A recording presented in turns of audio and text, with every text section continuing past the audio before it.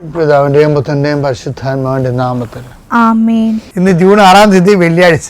അമ്മേ പരിശുദ്ധ അമ്മേ, അമ്മേ പരിശുദ്ധമേ, ദൈവമാതാവേ, കൃപാസനത്തിലൂടെ ഞങ്ങൾക്കും ഞങ്ങളുടെ ദേശത്തിനും അമ്മ മധ്യസ്ഥം തേടി തന്ന എല്ലാ അനുഗ്രഹങ്ങൾക്കും കൃപകൾക്കും ഞങ്ങളിപ്പോൾ ഹൃദയം നിറഞ്ഞ നന്ദി പറയുന്നു. അമ്മേ പരിശുദ്ധമേ, ദൈവമാതാവേ, 2004 ഡിസംബർ 7-ാം തീയതി ഉച്ചകഴിഞ്ഞ് 2:30 കൃപാസനത്തിൽ സംഭവിച്ച അമ്മയുടെ പ്രത്യക്ഷപ്പെടലിനെ കുറിച്ച് തിരുസഭയ്ക്ക് സമർപ്പിച്ചിരിക്കുന്ന പഠനരേഖകളുടെ മേൽ സഭാത്മകമായ പഠനം ആരംഭിക്കുവാൻ ഞങ്ങൾ പ്രാർത്ഥിക്കുന്നു. അമ്മേ പരിശുദ്ധമേ, ഭൂസ്വർലോകങ്ങളുടെ രാജ്ഞിയായ അങ്ങേയ്ക്ക് ഭൗമസംരക്ഷണത്തിനായി പ്രപഞ്ചപ്രകൃതിയെ തന്നെ തിരുസഭ പ്രതിഷ്ഠിക്കുവാൻ ഈ പ്രത്യക്ഷീകരണ വഴി ഇടയാക്കണമേ. അമ്മേ പരിശുദ്ധമേ,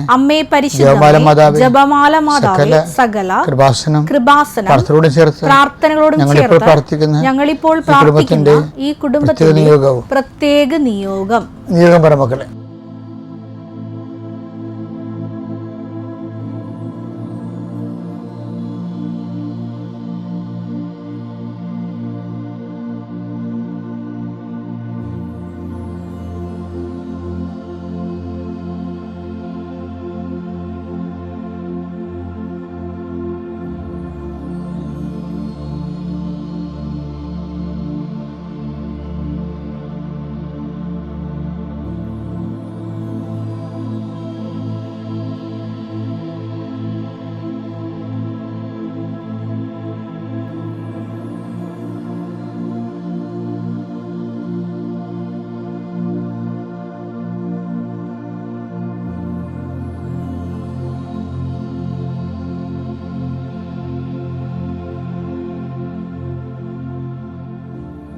അമ്മയുടെ പ്രത്യക്ഷീകരണത്തിന്റെ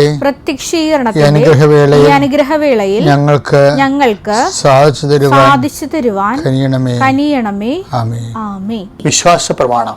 സർവശക്തനായ പിതാവും ആകാശത്തിന്റെയും ഭൂമിയുടെയും സൃഷ്ടാവുമായ ദൈവത്തിൽ ഞാൻ വിശ്വസിക്കുന്നു. അവിടുത്തെ ഏകപുത്രനും ഞങ്ങളുടെ കർത്താവുമായ ഈശോമിശിഹായിലും ഞാൻ വിശ്വസിക്കുന്നു. ഈ പുത്രൻ പരിശുദ്ധാത്മാവിനാൽ ഗർഭസ്ഥനായി കന്യകാമറിയത്തിൽ നിന്ന് പിറന്ന് പൊന്തിയോസ് പീലാത്തോസിന്റെ കാലത്ത് പീഡകൾ സഹിച്ച് കുരിശിൽ തറയ്ക്കപ്പെട്ട് മരിച്ച് അടക്കപ്പെട്ട് പാതാളങ്ങളിൽ ഇറങ്ങി മരിച്ചവരുടെ ഇടയിൽ നിന്ന് 3-ാം നാൾ ഉയർത്ത് സ്വർഗത്തിലേക്ക് എഴുന്നള്ളി സർവശക്തിയുള്ള പിതാവായ ദൈവത്തിന്റെ വലതുഭാഗത്തിരിക്കുന്നു. അവിടെ നിന്ന് ജീവിക്കുന്നവരെയും മരിച്ചവരെയും വിധിക്കുവാൻ വരുമെന്നും ഞാൻ വിശ്വസിക്കുന്നു. പരിശുദ്ധാത്മാവിലും ഞാൻ വിശ്വസിക്കുന്നു. വിശുദ്ധ കത്തോലിക്കാ സഭയിലും പുണ്യവാന്മാരുടെ ഐക്യത്തിലും പാപങ്ങളുടെ മോചനത്തിലും ശരീരത്തിന്റെ ഉയർപ്പിലും നിത്യമായ ജീവിതത്തിലും ഞാൻ വിശ്വസിക്കുന്നു. ആമേൻ. സ്വർഗ്ഗസ്ഥനായ ഞങ്ങളുടെ പിതാവേ, അങ്ങയുടെ നാമം പൂജിതമാകണമേ. അങ്ങയുടെ രാജ്യം വരണമേ. അങ്ങയുടെ തിരുമനസ് സ്വർഗത്തിലെ പോലെ ഭൂമിയിലുമാകണമേ. അന്നു വേണ്ടുന്ന ആഹാരം ഇന്ന് ഞങ്ങൾക്ക് തരണമേ. ഞങ്ങളോട് തെറ്റ് ചെയ്യുന്നവരോട് ഞങ്ങൾ ക്ഷമിക്കുന്നത് പോലെ ഞങ്ങളുടെ തെറ്റുകൾ ഞങ്ങളോടും ക്ഷമിക്കണമേ. ഞങ്ങളെ പ്രലോഭനത്തിൽ ഉൾപ്പെടുത്തരുതേ, തിന്മയിൽ ഞങ്ങൾ രക്ഷിക്കണമേ. ആമേൻ. നന്മ നിറഞ്ഞ മറിയമേ, സ്വസ്തി. കർത്താവ് അങ്ങയുടെ കൂടെ സ്ത്രീകളിൽ അങ്ങ് അനുഗ്രഹിക്കപ്പെട്ടവളാകുന്നു. അങ്ങയുടെ ഉദരത്തിൻ ഫലമായി ഈശോ അനുഗ്രഹിക്കപ്പെട്ടവനാകുന്നു. പരിശുദ്ധ മറിയമേ, തമ്പുരാന്റെ അമ്മേ, പാപികളായ ഞങ്ങൾക്ക് വേണ്ടി ഇപ്പോഴും ഞങ്ങളുടെ മരണസമയത്തും തമ്പുരാനോട് അപേക്ഷിക്കണമേ. ആമേൻ. കർത്താവേ, നിന്റെ വിശുദ്ധ പൗരോഹിത്യത്തെ നീ മഹത്വപ്പെടുത്തണം. കർത്താവ്, സഭയിലുള്ള സാന്നിധ്യം നീ പ്രകടമാക്കണം. കർത്താവ്, ഇന്ന് അർപ്പിച്ച കുർബാനയുടെ യോഗ്യത എല്ലാ മക്കളെയും കർത്താവെ നിന്റെ ചിറകിന്റെ കീഴിൽ സ്വരുക്കൂട്ടരെന്ന് പ്രാർത്ഥിക്കുന്നു. കർത്താവിന്റെ തിരുമുറിവാടുന്ന വലതുകരം നിന്റെ ശിരസ് വെക്കിടെ പ്രാർത്ഥിക്കുന്നു. അടിപ്പഴ പോലെ വൈതാക്കാലം പോലെ ദൈവികമായ ശക്തിനിലേക്ക് ആവശ്യക്കെട്ടെന്ന് പ്രാർത്ഥിക്കുന്നു. നിന്നെ അലട്ടുന്ന ഭാരങ്ങളും രോഗങ്ങളും യേശുവിന് നീങ്ങിപ്പോട്ടെന്ന് കൽപ്പിക്കുന്നു. കർത്താവെ, നിന്റെ തിരുസിലിവായെ നീ ഉയർത്തണമെന്ന് പ്രാർത്ഥിക്കുന്നു. തിരുസിലിവായുടെ ശക്തിയാൽ രക്ഷാകരമായ ദൈവികമായ സൗഖ്യദായകമായ ശക്തി കുടുംബത്തെ ആവശ്യിക്കട്ടെ. നീ ഏത് ഭവനത്തിൽ പ്രവേശിച്ചാലും ആ ഭവനത്തിൽ സമാധാനം ആശംസിക്കാൻ അലച്ചത് കർത്താവെ, നിന്റെ ഉന്നതമായ നാമത്തിൽ നിന്റെ കുരിശെടുത്തിക്കൊണ്ട് ഞാൻ ഈ പ്രാർത്ഥന കൂടുന്ന കുടുംബത്തിൽ സമാധാനം ആശംസിക്കുന്ന ആ സമാധാനത്തിന് ദൂതൻ അവിടെ ഉണ്ടെങ്കിൽ നിന്റെ സമാധാനം അവിടെ നിലനിൽക്കുന്ന അടച്ച കർത്താവെ, നീ തന്നെ കർത്താവെ അവരുടെ യോഗ്യതയാക്കല്ല, ദൈവത്തിൻ്റെ കൃപയാൽ കർത്താവ് ഈ സമാധാനം അവർക്ക് അനുഭവിക്കാൻ ഇടയാക്കി പ്രാർത്ഥിക്കുന്നു. സാമ്പത്തിക സമാധാനം നഷ്ടപ്പെട്ടവരുണ്ട്, ബന്ധങ്ങൾ അറ്റുപോയതിൻ്റെ സമാധാനം നഷ്ടപ്പെട്ടവരുണ്ട്, ജോലി നഷ്ടപ്പെട്ടതിൻ്റെ സമാധാനം നഷ്ടപ്പെട്ടവരുണ്ട്, വിദ്യാഭ്യാസത്തിന് വേണ്ടത്ര മാർക്ക് കിട്ടാത്തതിൻ്റെ പേരിൽ സമാധാനം നഷ്ടപ്പെട്ടവരുണ്ട്, ഉന്നതമായ വിദ്യാഭ്യാസ യോഗ്യത ഇല്ലാത്തതുകൊണ്ട് സമാധാനം നഷ്ടപ്പെട്ടു പോയവരുണ്ട്. അങ്ങനെയവർക്ക് എല്ലാവർക്കും ജീവിതമാർഗം കാണിച്ചു കൊടുക്കുകയും കർത്താവ് വിദ്യാഭ്യാസ മേഖല കാണിച്ചു കൊടുക്കുകയും അവരുടെ കഴിവിനേക്കാൾ ഒരു ദൈവത്തിൻ്റെ കൃപ കൊണ്ട് അവരെ സെറ്റ് ചെയ്യാൻ കർത്താവ് ഇടവരുത്തുകയും ചെയ്യട്ടെ. ഇന്ന് നിൻ്റെ മാർഗത്തിലുണ്ടാകുന്ന എല്ലാവിധ ദോഷങ്ങളും യേശു ക്രിസ്തു നാമത്തിൽ ഞാൻ ബന്ധിക്കുന്നു. എൻ്റെ പ്രിയപ്പെട്ട, നമ്മൾ നേരത്തെ കണ്ടത് ഇന്നലെയൊക്കെ കണ്ടില്ലേ, അതായത് ദൈവവിളി രണ്ട് തരമുണ്ട്. ഒന്ന് ഏൽപ്പിച്ചത്, ഈശോനെ ദൈവപിതാവ് ഏൽപ്പിച്ചതാണ്. അപ്പോൾ ഈശോ തന്നെ പറയുന്നുണ്ട്, എൻ്റെ പിതാവിനാൽ ആകർഷിക്കപ്പെടുന്നവരല്ല എൻ്റെ അടുത്ത് വരുമെന്നാണ്. അത് ആകർഷിക്കപ്പെടും. ഇപ്പം നമ്മൾ പലരും വരുന്നത് ആദ്യം തന്നെ എങ്ങനെയാണ് ആകർഷിച്ചിട്ടാണ് നമ്മൾ വരുന്നത്. പിന്നെ ലോങ് ടൈമിൽ അങ്ങനെ കുറച്ച് കഴിയുമ്പോൾ നമ്മൾ തന്നെ സ്വന്തമായിട്ട് ഒരു ആകർഷിപ്പില്ലാതെ ദൈവം തന്നെ ആകർഷിപ്പായിട്ട് നമ്മൾ തന്നെ ഏറ്റെടുത്ത് ചെയ്യും. അതാണ് ഏൽപ്പിച്ചതെന്ന് പറയുന്നത്. യോഹന്നാന്റെ സുവിശേഷം 6:44, എന്നെ അയച്ച പിതാവ് ആകർഷിച്ചാലല്ലാതെ ഒരുവനും എൻ്റെ അടുക്കിലേക്ക് വരാൻ സാധിക്കില്ല. എന്നെ അയച്ച പിതാവ് ആകർഷിച്ചാലല്ലാതെ ഒരുവനും എൻ്റെ അടുത്ത് വരാനാവില്ല. ഇപ്പം നിങ്ങൾ തന്നെ ഉടമ്പടി എടുത്തിരിക്കണത് ചില ആൾക്കാർ ചില സാക്ഷ്യം കേട്ടിട്ടല്ലേ, സാക്ഷ്യം കേട്ട് പത്രം കണ്ട് ആകർഷിക്കും, ചില പത്രത്തിൽ സാക്ഷ്യം കണ്ട് ആകർഷിക്കും. ആദ്യം ഇങ്ങനെ ആകർഷിക്കുക, പിന്നെ അതിൻ്റെ അകത്ത് നമ്മൾ ആത്മാർത്ഥതയും വിശ്വസ്തയും കാണിക്കുമ്പോഴാണ് പിന്നെ നമ്മളെ ഏൽപ്പിക്കണത്. ഇപ്പം മറിയം എങ്ങനെ, മറിയം പക്ഷേ അമ്മയുടെ ദൈവവിളിയിൽ എല്ലാം ഏൽപ്പിച്ചതാണ് അവസാനം വരെ. അതായത് ഇപ്പം ഈശോനെ കുറിച്ച് നമ്മൾ പറഞ്ഞില്ലേ 17:4 എൻ്റെ പിതാവ് എന്നെ ഏൽപ്പിച്ച ജോലി ഞാൻ പൂർത്തിയാക്കിയെന്ന് പറഞ്ഞ പോലെ മറിയത്തെയും ഈ ഈശോനെ ഗർഭം ധരിക്കുക എന്നുള്ള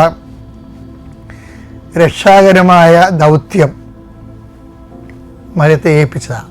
എലിസബത്തിനെ ശുശ്രൂഷിക്കാൻ പോയ കാര്യവും മറിയത്തെ ഏൽപ്പിച്ചതാണ്. കന്യാകുമാരി എടുക്കാൻ പോയ കാര്യവും മറിയത്തെ ഏൽപ്പിച്ചതാണ്. എല്ലാ കാര്യവും ഏൽപ്പിച്ചതാണ്. അപ്പോൾ ദൈവവിളിക്ക് ഏൽപ്പിക്കുന്ന ഒരു പരിപാടിയുണ്ട്. അതിക്ക് മുമ്പ് നമ്മളെ ഏൽപ്പിക്കുന്നതിന് മുമ്പ് അതിൻ്റെ അകത്ത് ആകർഷണമുണ്ട്. അത് ദൈവപിതാവിൻ്റെ ആകർഷണമാണ്. എന്താണത് പറയണത്?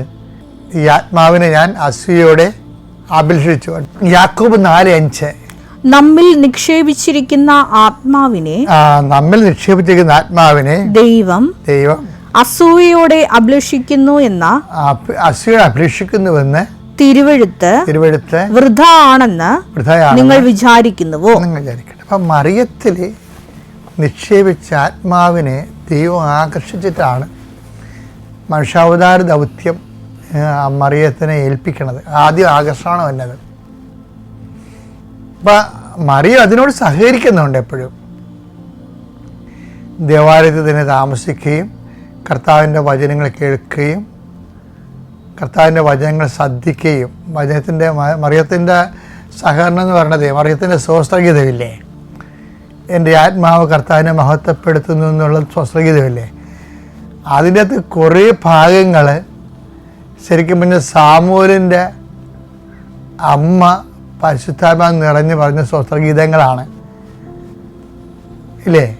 1 സാമുവേൽ 2:1, ഹന്ന ഇങ്ങനെ പ്രാർത്ഥിച്ചു, എന്റെ ഹൃദയം കർത്താവിൽ ആനന്ദിക്കുന്നു, എന്റെ ശിരസ് കർത്താവിൽ ഉയർന്നിരിക്കുന്നു, എന്റെ അധരം ശത്രുക്കളെ പരിഹസിക്കുന്നു, എന്തെന്നാൽ അവിടുത്തെ രക്ഷയിൽ ഞാൻ ആനന്ദിക്കുന്നു. അപ്പൊ ഇതാണ് മറിയം സ്വസ്ത്രഗീതത്തിൽ പറയണത്. എടുത്തേ ലൂക്കാ 1:46, മറിയം പറഞ്ഞു, എന്റെ ആത്മാവ് കർത്താവിനെ മഹത്വപ്പെടുത്തുന്നു, എന്റെ ചിത്തം എന്റെ രക്ഷകനായ ദൈവത്തിൽ ആനന്ദിക്കുന്നു. ഇത് രണ്ട് സെയിം അല്ലേ? അതിന്റെ അർത്ഥം എന്താ?